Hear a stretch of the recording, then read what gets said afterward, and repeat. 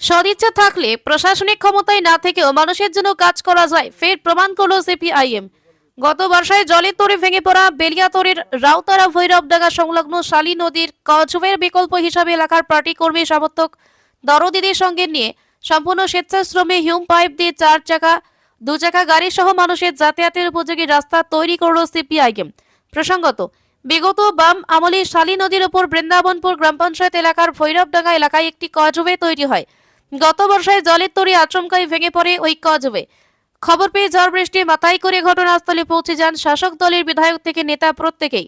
দ্রুতই কজওয়ে নতুন করে তৈরির প্রতিশ্রুতি দিয়ে ফিরে গেলেও কাজের কাজ কিছুই হয়নি বলে অভিযোগ করেন ওই এলাকার ভৈরবডাঙ্গা সহ কানাই, নামাই, রাউতারা, গরিববাটি, ভৈরবপুর, জগন্নাথপুর, বেলুট, মুক্তাপুর, হরেকৃষ্ণপুর, ধলডাঙ্গা, বরকুড়া, নিত্যানন্দপুর, বৃন্দাবনপুর সহ বেশ কয়েকটি গ্রামের মানুষ যাতায়াতের ক্ষেত্রে চরম সমস্যায় পড়েন। দীর্ঘদিন পেরিয়ে গেলেও প্রশাসনের তরফে সেই সেতু নির্মাণে প্রয়োজনীয় পদক্ষেপ না নেওয়ায় এবার মানুষকে সঙ্গে নিয়ে মানুষের কাজে হাত লাগালো সিপিআইএম।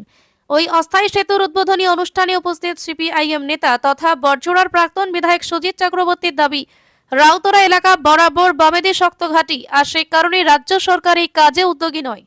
যে গত বর্ষার সময় রাউতড়া থেকে ভৈরবডাঙ্গা যাওয়ার যে ব্রিজ বাম আমলে তৈরি হয়েছিল, সেই ব্রিজ ভেঙে যায় এবং তার পরবর্তী সময়ে এখানে এমএলএ, সভাপতি, তৃণমূলের সবাই এসে বিভিন্ন ধরনের প্রস্তাব, বিভিন্ন ধরনের কথা বলে যান যে এখানে ব্রিজ তৈরি হয়ে যাবে, এখানে ব্রিজে 2 কোটি টাকা অ্যালটমেন্ট হয়ে গেছে, এইসব বিভিন্ন ধরনের কথা বলে যায়।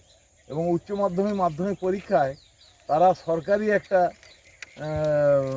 ডিজাস্টার ম্যানেজমেন্টের একটা টিমকে নিয়ে এসে তারা এই নদীর চরে চরে প্যান্ট গুটিয়ে ঘুরে বেড়ায়, কিন্তু মানুষের যে সমস্যার সমাধান সেটা কখনো করেনি ওরা। তাই এই গ্রামে আমাদের যারা সিপিএম পার্টির যারা লোকজন আছে, এবং সেই সময় থেকেই ওখানে প্রথমে অস্থায়ী একটা মানুষ যাতায়াতের জন্য রাস্তা করেছিল। পরবর্তী সময়ে আজকে যেটা এখানে গ্রামের সিপিআইএম শাখার পক্ষ থেকে যেটা করেছে সেটা হচ্ছে যে এর ওপর দিয়ে 4 চাকা 2 চাকা সব সময় যেতে পারবে এবং তার ব্যবস্থা করেছে এবং সেটি আজকে উদ্বোধন হবে। এই উদ্বোধন এক্ষুনি হবে এবং মানুষের যে সমস্যা ছিল রাস্তা পারাপারে নদীর উপর দিয়ে, সেই সমস্যার সমাধান। যদি আগামী দিনে সরকার কোনো ব্রিজ বা তৈরি করে, তাহলে এই এলাকার মানুষের সমস্যা আর কিছু থাকবে না, সমস্যার সমাধান হবে। কিন্তু সরকারের যে ইচ্ছা, সেই ইচ্ছা একেবারেই নেই যে এই জায়গাতে হোক। কারণ কি না, এই রাউতড়া গ্রাম হচ্ছে বামপন্থীদের একটা শক্ত ঘাঁটি। এইরকম দুর্বল অবস্থাতেও এই রাউতড়া গ্রামের হচ্ছে যে আমাদের বুথে আমাদের পার্টি জিতেছে, মানে গত লোকসভায়, তার আগে গত পঞ্চায়েতে, সবেতে আমাদের পার্টি জিতেছে।